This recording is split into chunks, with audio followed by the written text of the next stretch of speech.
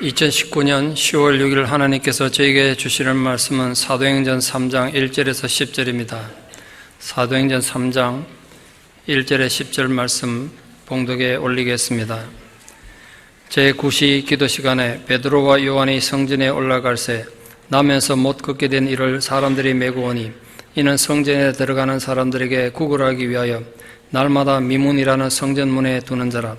그가 베드로와 요한이 성전에 들어가려 함을 보고 구걸하거늘 베드로가 요한과 더불어 주모가에 이르되 우리를 보라 하니 그가 그들에게서 무엇을 얻을까요 바라보거늘 베드로가 이르되 은과 금은 내게 없거니와 내게 있는 이것을 네게 주노니 나사렛 예수 그리스도의 이름으로 일어나 걸어라 하고 오른손을 잡아 일으키니 발과 발목이 곧 힘을 얻고 뛰어서서 걸으며 그들과 함께 성전으로 들어가면서 걷기도 하고 뛰기도 하며 하나님을 찬송하니 모든 백성이 그 걷는 것과 하나님을 찬송함을 보고 그가 본래 성전 미문에 앉아 구걸하던 사람인 줄 알고 그에게 일어난 일로 인하여 심히 놀랍게 여기며 놀라니라. 아멘. 총회 임원회와 또 휴가차 일본을 갔었는데요. 갈 때 그냥 가벼운 마음으로 휴가 가는 기분으로 갔었는데 졸지에 일본을 좀 돌아보면서 선교를 갑자기 하게 돼서 좀 당황도 되고 제가 준비를 안 해갔기 때문에 특히 선교지는 빈손으로 가는 게 예의가 아닙니다. 선교사님들이 미국서 목사 갔다 그러면 되게 부자인 줄 알아요. 다 기대를 한다고요. 근데 당황이 됐어요. 준비를 안 해갔는데 다행히 헌금 카드가 작동이 돼서 카드가 대출이 돼가지고 그걸로선 임시로 방편으로 선교를 해야 했습니다. 근데 제가 하면서 반성도 많이 하고 내가 요나구나 이 생각을 참 많이 했어요. 저는 선교에 대해서 관심이 많고 아시다시피 선교를 많이 다니는 목사인데 일본 선교에 대해서 별로 생각해 본 적이 없었구나 이 생각을 하고 반성을 많이 했어요. 별로 감정이 안 좋잖아요. 일본 그러면 제가 일본 사람한테 피해 입은 건 없지만 그게 이제 교육의 효과가 아닌가 싶은데 어릴 때부터 하도 일본의 잔인함에 대해서 교육을 받고 또 역사를 왜곡하는 그런 것들에 대한 감정이 안 좋으니까 그 민족에 대해서 선교하는 생각을 별로 못했던 것 같아요. 근데 그러니까 거기에서 선교하는 우리 한인 선교사님들 얼마나 힘들겠어요. 이번에 그 여러 지역을 돌아보면서 저는 그냥 가볍게 한 교회 가서 설교만 하고 오면 되는 줄 알고 갔다가 여러 지역을 다니게 돼서 많은 걸 좀 보고 들었습니다. 그래서 성도님들에게 일본에 대한 선교의 현황을 좀 설명을 드리고 오늘 말씀을 나누려고 합니다. 화면을 좀 바꿔주십시오. 제가 전체 한 열흘 정도 일본에 머물렀는데 한 3박 4일은 동경에 있고 4박 5일, 5박 6일은 지방을 다녔는데 보면 느낀 일본 선교가 힘든 이유가 있구나. 이걸 짧은 기간이지만 혼자 분석을 한번 해봤어요. 제가 전문가는 아니지만 그러니까 또 다른 문제가 있을 수 있겠습니다만 한 5가지 정도 일본 선교가 힘든 이유. 어떻게 보면 일본이 정말 우리 한국 교회가 선교해야 될 이 지상의 마지막 땅이 아닌가 이 생각이 들 정도로 힘들었어요. 첫째로 이 일본인들이 가진 그 속성이 혼내와 다테마에라고 표현하는데 이게 한국 사람들을 정말 헷갈리게 만들어요. 제가 갔을 때도 정말 친절하다는 걸 많이 느꼈어요. 일본 가보시면 아시겠습니다만 일본인들 정말 친절하잖아요. 식당에 갔는데 진짜 무릎 꿇고 그냥 걸어와서 밥 주면 될 텐데 무릎으로 꿇고 와가지고 주니까 밥 얻어먹는 내가 얼마나 부담이 되겠어요. 돈은 내가 내지만 이렇게까지 할 필요가 있는가. 근데 그게 다테마인 거죠. 사람들 대할 때 전도를 하러 가잖아요. 이제 전도 주고 교회 오라 그러면 웃으면서 가겠다 그러는 거야. 속마음은 전혀 아니면서. 그게 이제 힘든 거죠. 그러니까 혼내와 다테마에라는 일본인들이 가진 그 속성에 이 한국 선교사가 들어가서 그들 마음에 정말 중심에 들어가서 인간관계 맺기가 정말 어렵다는 거예요. 그러니까 이 선교가 쉽지 않다는 것. 두 번째, 이 종교에 대한 인식의 한 건데 알다시피 일본에는 우상이 너무 많죠. 18만 개가 넘는 신이 있다고 그러는데 그 신사들 있지 않습니까? 신사들마다 종교가 다 다르고 신이 우상이 다 다르다 그러니까 하나님 예수도 그 많은 신 중에 하나로 받아들이니까 유일신 사상을 가르치기 정말 어렵대. 그런 부분에서 장애가 있죠. 또 하나는 제가 보기엔 이게 현실적으로 가장 큰 장애라고 생각이 되는데, 견관 품앗이 문화가 있어서 뭐 도시나 시골, 시골로 갈수록 더 심한데, 특히 이제 주일날 일을 안 하니까 그날 같이 모여서 놀든지 아니면 마을에 어떤 공동적인 일을 하든지 거기에 참여를 안 하면, 만약에 내가 어려움이 됐을 때, 어려운 일을 닥쳤을 때, 우리 집에 초상이 나거나 어려움 당했을 때 도움을 못 받는 거예요. 그 품앗이에서 빠져나올 수가 없어요. 그러니까 뭐 기독교 신앙을 갖기도 힘들겠지만 신앙을 설령 가졌다고 해도 주일날 교회에 가느라고 그 품앗이 문화에 빠지면 거기서 마을에서 완전히 왕따가 되니까 올 수가 없는 거예요. 그래서 전도 결국 하는 게 이제 그런 품앗이 문화에서 좀 자유로운 청년들, 젊은이들이 될 수밖에 없어요. 대개 가니까 교인들이 다 청년들, 학생들이던데요. 어른들은 전도한다는 게 거의 불가능해요. 특히 그들 인식에 좀 연세 드신 일본인들은 한국이 이렇게 발전하는 걸 인정을 안 한대. 아직도 옛날에 그 자기들의 식민지, 그리고 60년대, 70년대 가난한 나라, 그 인식에 가득 사로잡혀 있어서 한국이라는 존재를 인정을 안 한다더라고요. 그런 어려움이 있겠다 싶어요. 그리고 현실적으로 선교사님들이 정말 힘 빠지게 하는 게 1000분의 1의 확률, 제가 이렇게 제목을 붙여봤는데, 저에게도 세계인이 많이 오잖아요. 오면 100명이 오면 7, 80명 등록한다고요. 남다고요. 100% 다 등록은 아니지만. 그런데 일본은 교회에 데려와서 1000명을 데려오면 1명 남는다는 거예요. 교인이라는 존재를 하나 만드는 것 자체가 너무너무 어렵다는 거예요. 그 1000분의 1의 확률이라고 그러니까, 야, 정말 힘들겠다는 생각이 들었어요. 거기다가 지금 한일 갈등에 이런 사회적 장애가 뭐 보이지 않게 있겠죠. 그런 문제가 참 있죠, 현실적으로. 그걸 안고 제일 먼저 갔던 곳이 요한 동경교회인데요. 일본에서 제일 큰 한인교회입니다. 한때 3000명 정도 모였던, 그래서 이게 전문 학교 건물을 사가지고 교회를 했던 곳인데, 이 교회가 한 4, 5년 전에 큰 어려움을 겪어서, 많은 어려움을 겪고 지금 한인은 한 800명, 일본인 200명, 중국인 한 200명 되는 교회로 완전히 줄어들어 버렸습니다. 이게 교회 예배실 내부고요. 예배 내부입니다. 근데 이 교회가 왕성하게 활동할 때 제자 훈련시키고 해가지고 일본 전역에 46개 교회를 개척했어요. 물론 재정적으로 지원하고 그런 건 아니지만 그 46개 교회가 지금 하나의 노예가 돼가지고 우리 해외 한인 장로교에 들어온 겁니다. 근데 그걸 이제 저희가 지금 현황 파악하러 간 거죠.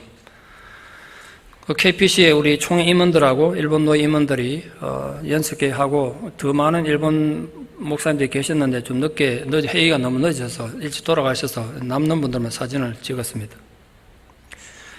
제가 일본 처음 도착했을 때 시차가 있어서 저만 혼자 따로 갔는데 저를 픽업해 주신 분이 이 요시무라 호리품이라는 목사님이신데 회의 장소까지 한 2시간 차를 타고 가면서 대화를 하게 되는데 이분이 그래도 영어를 좀 하더라고요. 저는 일본어를 못하니까 서툰 영어로 이제 대화하면서 이분의 상황을 알게 됐는데 이분이 지금 박사 과정을 마친 대학 강사이던 시절에 한인 선교사를 만나가지고 예수를 믿게 되고 소명을 가지게 됐어요.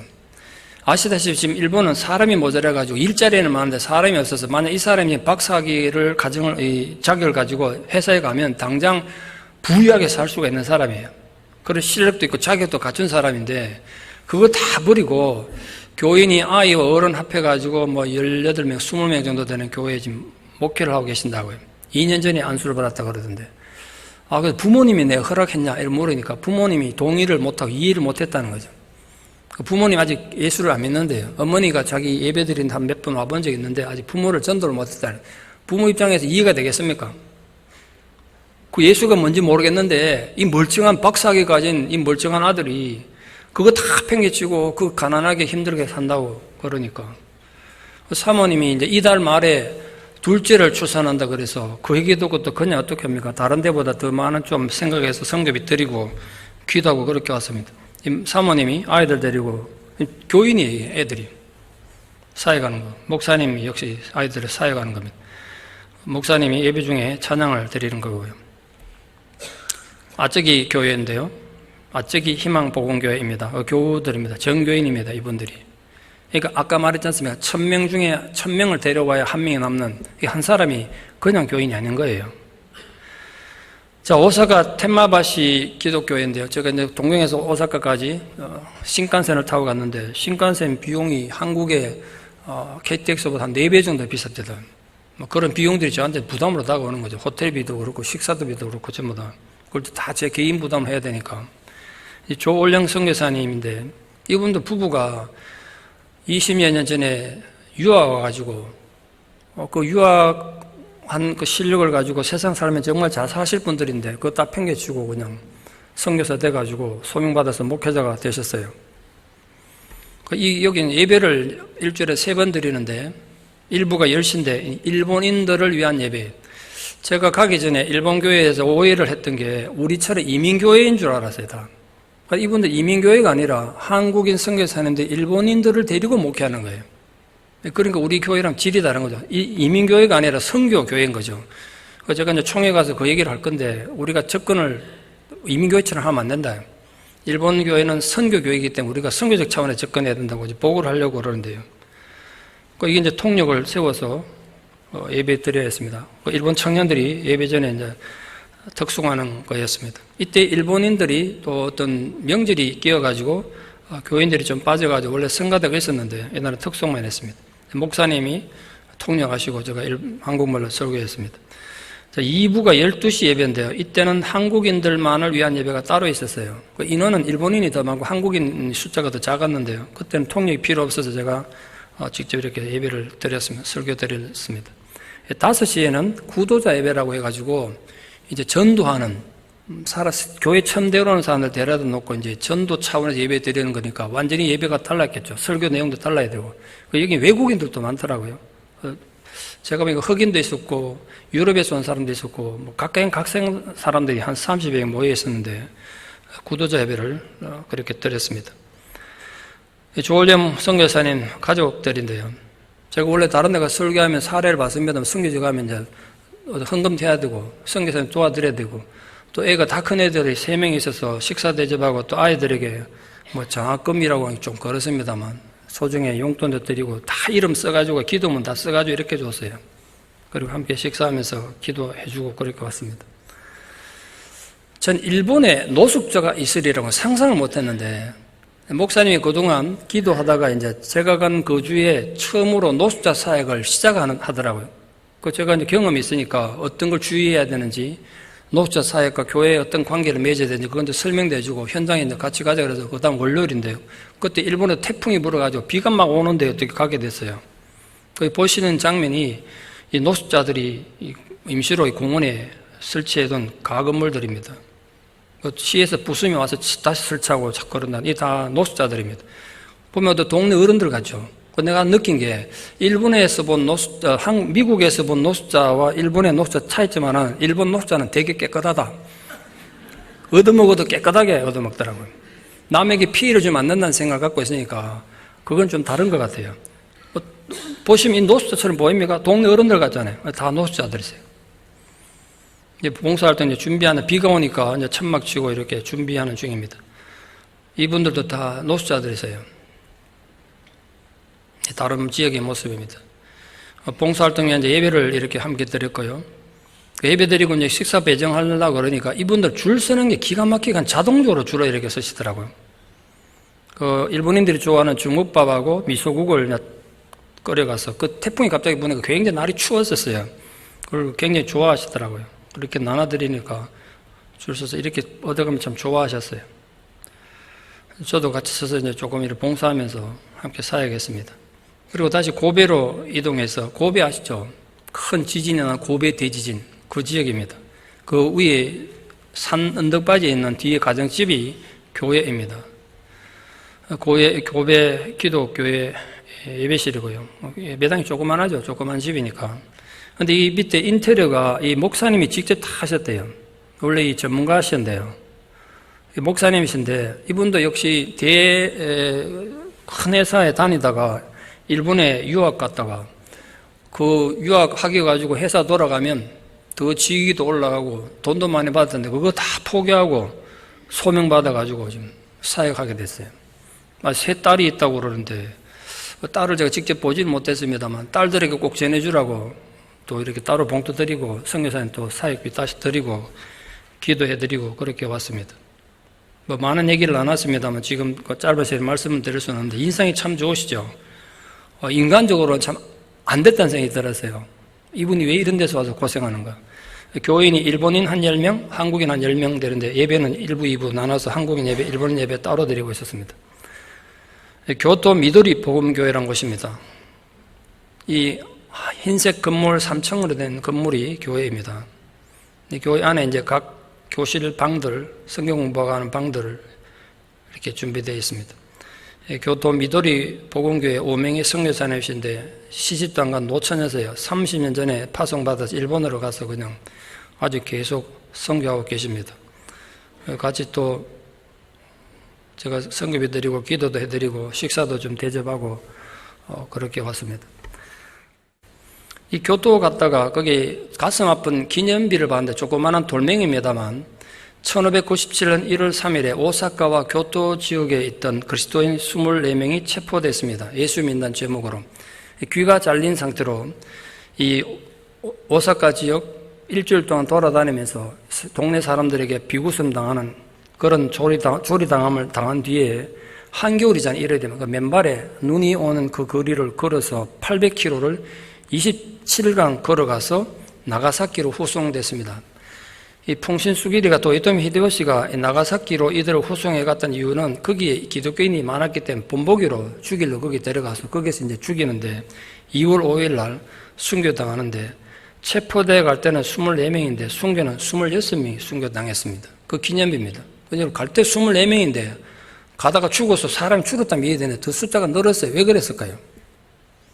이들이 그렇게 귀가 찰린 채로 맨발로 손이 묶여 걸어가는 걸 봤던 기독교인들이 나도 기독교인이다. 나도 저들과 함께 순교당하기를 바란다. 당하기를 원한다는 두 사람이 있어서 함께 순교당한 그 기념비입니다. 나고야 복음교회 엄선일 선교사님인데 이제 신칸센사하고 같은 방향이라 나가면서 같이 이렇게 우리를 지금 초대하신 현재 노회장이신데요. 이 나고야 복음교회입니다. 나고야에도 가면 기독교인들이 여기서 많이 순교당했는데 그 처형 장소에 있는 순교 기념비입니다. 순교자 묘지들이고요. 순교자 묘비입니다. 이게 일본어로 후미에라고 하는 이 발판인데요. 예수님 자세히 보시면 예수님 십자가 달린 예수님 상이 있는데 이걸 밟고 지나가면 이제 기독교를 배교하는 거예요. 그러면 이제 살려줬는데 200명 넘는 성도들이 그걸 밟지 않고 넘어감으로써 순교를 당했던 그 역사적 유물입니다. 이 사건이 이제 엔도 슈사쿠의 제가 설교 때 몇 번 말씀드린 그 유명한 소설 침묵의 배경이 된 물건이에요. 그걸 여러분 직접 보고 계십니다. 이것도 정말 잔인한 건데요. 모든 주민을 주민등록하듯이 자기 종교가 뭔지를 등록하게 했어요. 내가 기독교 믿는 사람인데 거짓말 할 수가 없잖아요. 그래서 예수 믿는 사람 잡아내기 위한 목적 하나로 이걸 만들었대요. 오가 작통법이라고 있죠. 5가정 중에 한 명은 감시자를 해서 예수 믿는 사람 잡아내는 그 법에 동원됐던 책입니다.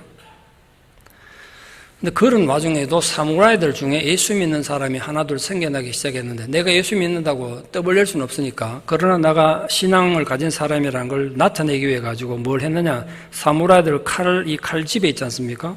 거기에 부분적으로 몰래 자기만 아는 그리고 예수 믿는 사람들끼리 보면 알 수 있는 십자가 표식을 새겨 넣었던 그 장식들입니다. 예를 들면 이런 겁니다. 이게 이제 사무라이 칼 장식인데 보시면 십자가 보이십니까? 꽃 사이사이에 이렇게 해서 내가 예수 믿는 사람이라는 걸 간접적으로 보여준 그런 모습에 남아있는 유물들입니다. 일본에 돌아와서 한국에서 동기 목사님들 모임에서 갔는데 마침 네팔 언약신학교 세우드 학장님하고 마인드라장 교수님 부부가 이제 신학교 건축이 다 끝났어요. 그래서 위로차 한국에 모셔와서 이렇게 탐방 중에 만나서 성교비도 좀 드리고 함께 기도하는 시간을 가졌습니다. 근데 하나님께서 갑자기 제가 막 준비도 안 해간 상황에서 굉장히 당황이 됐는데 더 은혜로 그 모든 걸 해결할 수 있도록 도움 주실 것 같아요. 자, 이렇게 간단하게 좀 선교 보고를 드리겠습니다. 제가 뭐 선교를 하러 갔던 게 아닌데 그런 상황에 대해서 좀 간단하게 좀 소개를 드리고 말씀을 나누겠습니다. 화면을 좀 바꿔주십시오. 신앙이 개인의 의무를 게을리하는 도구가 돼서는 안 된다고 생각합니다. 믿음이란 이름으로 인간의 자신의 나태함과 게으름이 조장돼서는 안 되겠죠.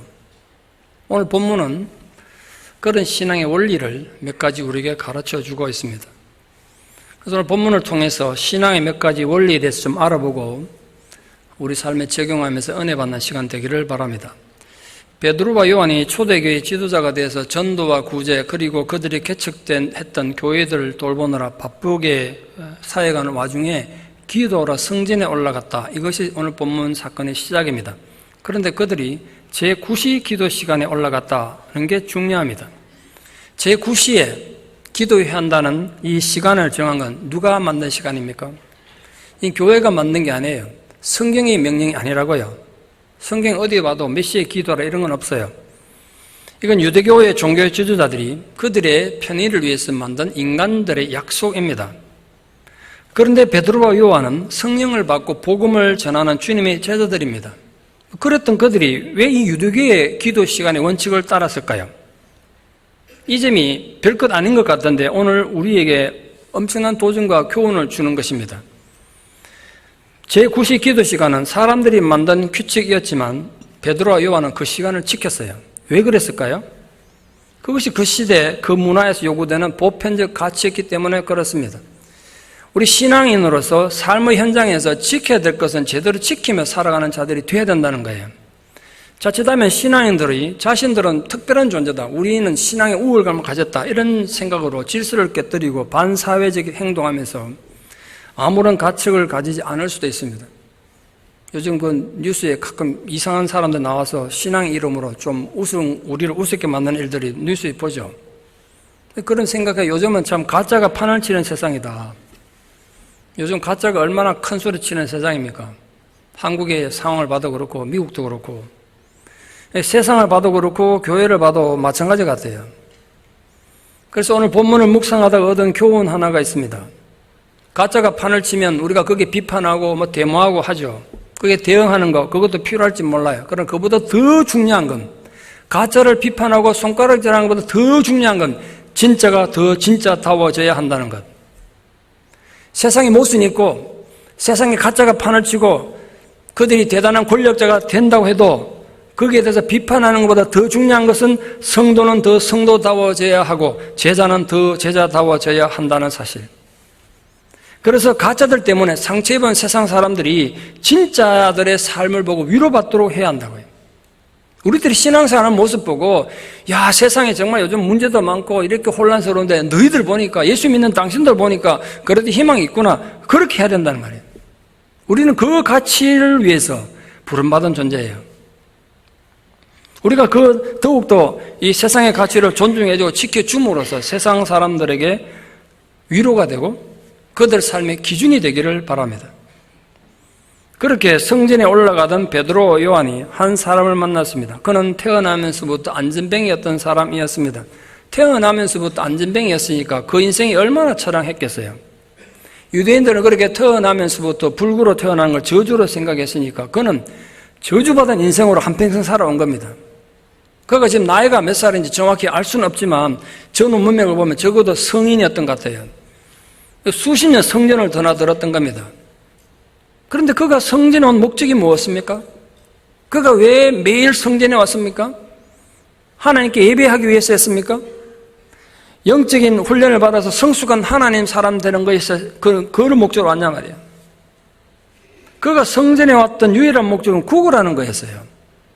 빌어먹기 위해서 성전에 왔다고. 그는 육신적인 면에서뿐 아니라 사회적인 면에서도 자립할 수 없는 불구였습니다. 그 결과 그는 오랜 세월 하나님 집을, 성전을 드나들었지만 그 하나님 집에서조차 평안을 누릴 수 없는 불행한 사람이었습니다. 때문에 그는 영적으로도 치명적인 불구자였습니다. 우리가 사는 시대에도 이런 사람들이 없지 않은지 걱정될 때가 많습니다. 이 교회 오는 목적이 완전히 잘못된 경우가 지금은 왜 없겠습니까? 여러분 왜 교회 오십니까? 하나님을 예배하기 위해서라든지, 아니 자신의 부족을 깨닫고 회개함으로써 삶의 방향을 바꾸기 위해서라든지, 아니면 자신의 섬김과 희생으로 주님의 몸된 교회를 섬긴다는 희생의 마음 같은 건 전혀 없이 단지 정서적으로, 영적으로, 사회적으로 남에게 구걸하기 위해서 오는 사람들이 의외로 많다는 건 익히 알려진 사실입니다. 그들은 교회는 오지만 하나님 유래의 말씀보다도 늘 남의 인정과 관심에 따라 행복과 불행이 결정되는 사람들입니다. 그렇게 신앙생활하고 그렇게 교회를 드나들면 무슨 감동이 있고 기쁨이 있겠습니까? 남들이 던져주는 그 정서적이고 그런 감정적인 동전 한 푼에 희비가 이끌리는 그런 삶을 살 수밖에 없죠. 결코 건강한 삶을 살 수가 없습니다. 오늘도 그런 일들이 일어날 수가 있다는 것이 우리를 긴장되게 합니다. 여러분, 우리는 어떤 목적으로 교회에 오고 있습니까? 이런 값싼 동전을 구하기 위해서 교회에 온다는 것이 아니라는 거예요. 절대로 잊지 마십시오. 교회의 목적을 분명히 하십시오. 나를 위한 선한 목자 되신 주님을 만나서 진정한 평안과 위로를 얻기 위해서라는 것 잊지 마십시오. 그게 가장 중요한 목적 아니겠습니까? 그러나 오늘 본문의 안전뱅이가 성전에 나온 유일한 목적은 구걸하기 위해서였습니다. 성전에서 일어나는 수많은 변화가 있고 성숙이 있지만 그런 데는 아무런 관심이 없었습니다. 단지 사람들의 동정심을 유발해서 한 푼의 동전이라도 더 얻는 것이 그의 삶의 목적이었습니다. 그 목적이 바뀌지 않는 한 그의 삶의 가치와 의미 또한 바뀌지 않을 것입니다. 이 성전 눈앞에 안전뱅이를 보면서 한 가지 교훈이 떠올랐습니다. 어려움이 생기고 고난을 당했다고 모든 사람이 다 파괴되고 무너지는 것은 결코 아닙니다. 오히려 어떤 사람들에게는 고난이 성숙의 기회가 되기도 합니다. 물론 어떤 사람에게는 그 고난이 파괴의 원인이 되기도 하겠죠. 결국 개인의 반응의 문제예요. 나에게 닥친 위기를 어떻게 해석하느냐, 거기에 따라 반응이 달라지겠죠. 그 반응이 잘못된 걸 위기로 한단 말이에요. 내 삶에 지금 어려움이 있어서가 위기가 아니라 그 위기 앞에 반응을 어떻게 하느냐, 그 반응이 잘못된 것, 그게 진짜 위기예요. 성전에 와서도 목적이 구걸해 있다면, 또 그런 식으로 신앙이 반응한다면 결코 영적인 기쁨을 누리지 못하고 살 것입니다. 그럼 당연히 영적 위기는 겪을 수밖에 없겠죠. 반면에 베드로와 요한은 성전에 뭘 하러 갔습니까? 기도하러 갔습니다. 규칙적인 기도의 생활이 그들에게 매우 중요했습니다. 예수님에게서 배운 신앙의 원리였습니다. 그런데 기도하러 가던 그들의 신앙의 이 원리, 신앙적, 영적 의무보다 그들의 눈길을 먼저 꺼내게 했었어요. 여러분, 이 사실이 너무 중요합니다. 여러분이 기도도 많이 하시고 교회에서 영적으로 대단한 위치에 있다고 생각하더라도 더 중요한 건 그보다 더 중요한 사실이 있다는 거예요. 자신의 신앙 의무보다 먼저 이웃에게 눈을 돌렸다는 사실, 거기에 우리의 더 중요한 신앙의 원리가 있음을 배우게 됩니다. 신앙은 곧 관계성입니다. 신앙은 관계 속에서 자라고 관계 속에서 열매를 맺습니다. 그들은 기도하러 가는 도중에 구걸하는 안전뱅이 거지를 보고 그들 내면에 강한 연민의 정을 느꼈습니다. 베드로, 요한 누가 먼저라고 할 것도 없이 그들 마음이 함께 감동을 받은 거죠. 이 베드로, 요한이 그 안전뱅이를 어떤 눈빛으로 봤겠습니까?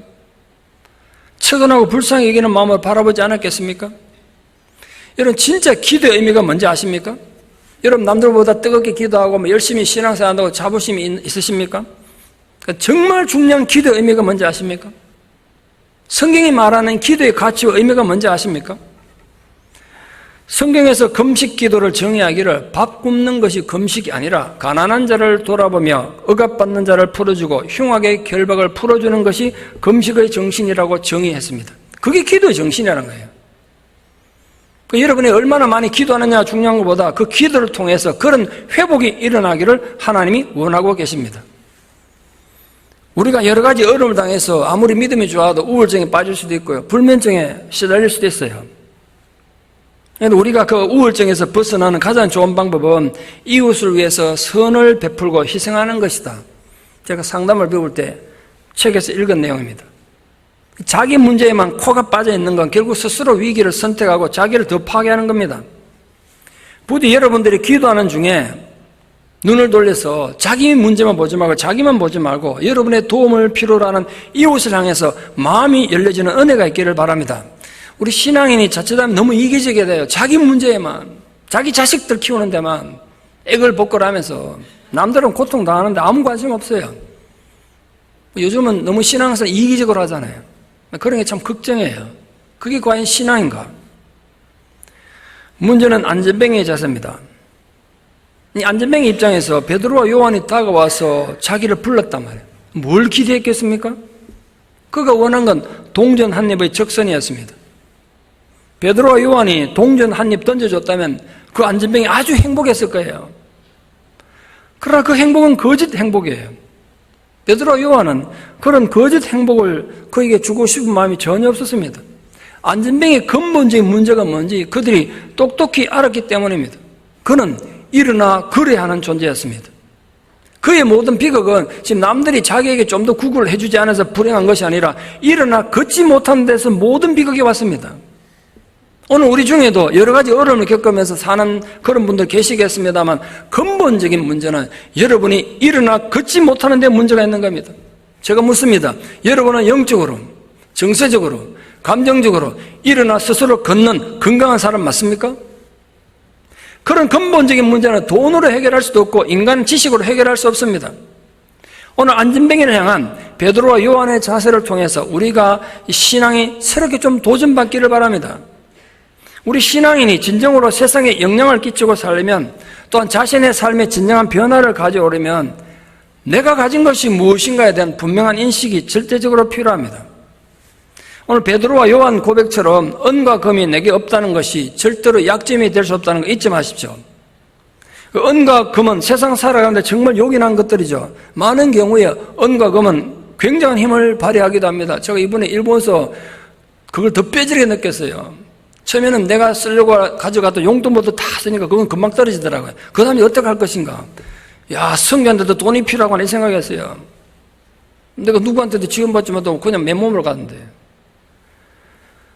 근데 지금 베드로와 요한에는 그런 은과 금이 없다는 거예요. 아무것도 없어. 세상의 기준으로 보면 실패한 인생이고 초라한 인생이죠. 그러나 그게 내게 약점이 될 수 없음을 입으로 고백하십시오. 여러 가지 상황에서 남들과 비교해서 내가 열등함을 느낄 수도 있겠지만 그게 전부가 아님을 선포하십시오. 나의 현실적인 약점, 열등감에도 불구하고 하나님이 내게 주신 나의 가진 것을 고백할 수 있기 바랍니다. 내게 있는 것으로 너에게 준다고 선포했던 그 베드로의 선포를 나의 것으로 만드십시오. 내게 있는 것이 무엇입니까? 제가 여러분에게 묻습니다. 여러분은 지금 하나님 앞에서 무엇을 가지셨습니까? 내가 가진 복음의 가치를 스스로 알지 못하면 결코 남에게 줄 수 없습니다. 남을 위해서보다는 내가 가진 복음의 능력을 스스로 누리기 위해서 자신이 가진 복음의 능력을 제대로 깨닫고 이해하는 자들 되기를 바랍니다. 적어도 베드로에게 있어서 믿음이란 날 때부터 안전뱅이도 일으켜 세울 수 있는 힘의 근원이었습니다. 오늘 우리에게도 이 동일한 권세가 약속되어 있음을 선포합니다. 여러분이 아무리 오랫동안 비참하고 비굴한 삶을 살았던 상관없이 베드로가 가졌던 그 동일한 권세의 능력으로 여러분도 일어설 것을 선포하십시오. 모든 실패에도 불구하고 내가 가진 주님의 권세로 일어설 것을 세상을 향하여 선포할 수 있기를 바랍니다. 오늘도 우리를 좌절케 하고 분노케 하고 절망케 함으로써 우리에게서 하나님에 대한 비전과 소망을 빼앗아 가려는 모든 어둠의 세력들에 대항해서 내가 가진 권세를 선포하십시오. 비록 나는 연약하고 내가 어렵지만 내가 고난받지만 내게 주신 주님의 권세로 내가 일어설 것을 선포하십시오. 자기 스스로 그렇게 선포하란 말이에요. 수십 년 만에 처음으로 두 다리에 일어서서 걷게 된 안전뱅이의 삶의 자세가 어떻게 바뀌어갔는가를 유심히 보십시오. 그는 수십 년이나 구걸하던 자리에서 일어났을 때 무엇보다도 하나님을 찬양하는 자가 됐습니다. 그 사람이 그동안 수십 년 성전에 왔지만 예배당에 왔지만 하나님 찬송할 이유가 없었잖아요. 하나님 찬송한 적이 없습니다. 남에게 그냥 빌어먹고 구걸하던 사람이었는데 남에게 구걸하던 그 비참한 목소리를 그만두고 이제는 하나님을 찬송하는 자가 됐습니다. 그의 육신적인 치유뿐만 아니라 영적인 치유가 함께 일어난 것입니다. 수십 년 넘는 세월을 걸어보지 못했던 안전뱅이였지만 예수의 이름으로 일어나 걸었을 때 그의 모든 삶의 가치가 뒤바뀐 것입니다. 그러므로 우리들도 그렇게 안전뱅이처럼 주저앉아 살아왔다고 해도 우리에게도 희망이 있다는 사실을 기억하기 바랍니다. 우리에게도 바로 이런 변화가 있기를 축원합니다. 지금 절망이 거센 폭풍처럼 여러분의 삶을 뒤덮어오고 아무런 소망을 가질 수 없는 그런 안전뱅이 신설이 있다고 해도 주님의 이름으로 일어서서 외칠 수 있기를 축원합니다. 지금 여러분의 현실이 안전뱅이처럼 아무런 힘도 쓸 수 없는 절박한 상황에 있는 분들 있습니까? 누가 와서 나 좀 도와주지 않는가 한탄에 젖어 있는 분들 있습니까?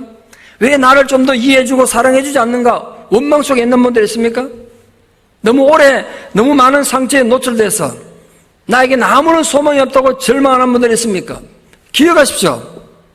우리 스스로는 기회가 없을지 모르지만 예수의 이름으로 우리가 다시 일어나 걷게 될 것을 마음으로 믿고 입으로 시인하기를 바랍니다. 베드로가 손을 내밀어 그를 붙잡아 일으킨 것처럼 오늘 또 우리를 향해 손을 내밀어 우리를 일으키시기 위하여 노력하고 사랑하시는 그 주님의 손을 놓치지 말고 굳게 붙잡고 일어나 걷는 자들 되기를 축원합니다. 말씀의 결론을 맺습니다. 책 외판원을 하면서 단층 양옥집 마련하고 그래도 남부럽지 않게 살던 59살의 가장이 있었습니다. 그 단란한 가정이 깨어져서 풍비박산이 난 것은 11년 전 윌슨병이라는 병이 이 가정에 닥치고였습니다. 우리에게 잘 알려지지 않은 윌슨병은 아주 고약한 불치병입니다.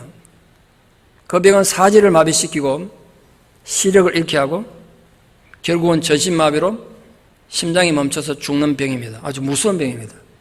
이미 10년 전에 어머니와 여동생이 이 윌슨병으로 고통받다가 한꺼번에 세상을 떴습니다. 아마 유전 같아요. 더 안타까운 것은 이 집안에 장성한 아들, 딸이 있었는데 이 아들, 딸이 함께 아버지와 윌슨병 걸린 겁니다. 졸지에 집안에 전신마비 환자가 3명이나 생긴 겁니다. 집에서 어머니, 아내 혼자서 이 가족들 다 돌볼 수가 도저히 없잖아요. 3명의 전신마비 환자를 어떻게 돌보겠어요? 그래서 하는 수 없이 30살 된 딸은 목포의 요양소로, 27살 된 아들은 광주의 요양소로 흩어져서 생활하게 됐습니다. 그러다가 아버지보다 병세가 점점 심해진 아들, 완전히 전신마비가 돼가지고 누구도 돌볼 수 없어서 집으로 돌아오게 됐습니다. 이제 아들은 완전히 사비가 마비되고 시력도 잃어버렸습니다. 과일 행사하는 어머니 혼자서 모든 집안 살림 돌보고 이 다 큰 아들 대소변 받아내야 되니까 그걸 겪는 아들 마음이 어떻겠어요? 너무너무 힘들었어요. 의식은 말짱하니까. 요양원에서 집에 돌아온 지 한 달쯤 됐을 때 이 아들이 하루는 울면서 아버지에게 통곡하며 얘기했어요. 아직도 아버지도 물론 몸이 굳어가지만 아버지는 아직 2팔은 쓸 수 있었으니까 아들이 아버지에 이렇게 부탁했어요. 아버지 저 좀 도와주세요. 아버지도 이제 언젠간 있으면 2팔이 굳어갈 텐데 아버지 2팔이 굳어지기 전에 제발 저 좀 죽여달라고. 우리 때문에 너무 고생한 어머니를 내가 도저히 견딜 수 없다고. 아들의 눈물 앞에 한호수지의 아버지가 끈으로 아들의 목을 졸라 죽이고 119 불러 신고했습니다. 조사를 맡은 경찰관이 와서 보니까 기가 막히죠. 경관이 조선일보에 실린 기사인데요. 기자에게 이렇게 말했어요. 30년 형사생활에 이런 기가 막힌 가슴 아픈 일 처음 봤다고. 자기도 최대한 법의 선처를 받도록 조수를 꾸미겠다고 그렇게 말한 기사를 본 적이 있습니다. 뭐 조수를 아무리 법적으로 선처를 베푼들 무슨 의미가 있겠어요? 제가 그래서 여러분에게 묻고 싶은 게 있어요. 여러분이 사는 게 힘들고 어렵습니까? 그래도 여러분에게 아직 움직일 수 있는 2팔 2다리가 있습니까? 앞을 볼 수 있는 눈이 있습니까? 그렇다면 아직 살아갈 소망이 있음을 기억하십시오. 마음이 무너져 내려서 마음의 안전병이가 된 모든 분들에게 더 강력히 격려하고 싶습니다. 일어서십시오. 예수의 이름으로. 우리가 가진 그 이름의 권세를 우리의 모든 힘들고 어려운 상황과 사건에 적용함으로써 한숨과 절망이 하나님에 대한 찬양으로 바뀌는 놀라운 역사가 이 교회 안에 가득 차기를 예수 그리스도의 이름으로 축원합니다. 기도드리겠습니다. 아버지 하나님, 우리가 인생을 살다가 지쳐 쓰러질 때가 얼마나 많은지 모르겠습니다. 하나님을 원망하고 내 이웃을 원망하며 우리에게 주어진 삶의 의무를 낭비하는 어리석음을 저지를 때는 또 얼마나 많은지 모르겠습니다. 저희들의 형편이 어떠하든지 상관없이 우리가 예수의 이름으로 일어날 수 있다는 사실에 눈을 뜨게 하여 주시옵소서. 우리가 비록 가진 것이 아무것도 없어도 오직 예수의 이름의 권세로 일어서는 위대한 승리가 우리 모두에게 이루어지게 하여 주시옵소서. 예수님 이름 받들어 기도드리옵나이다. 아멘.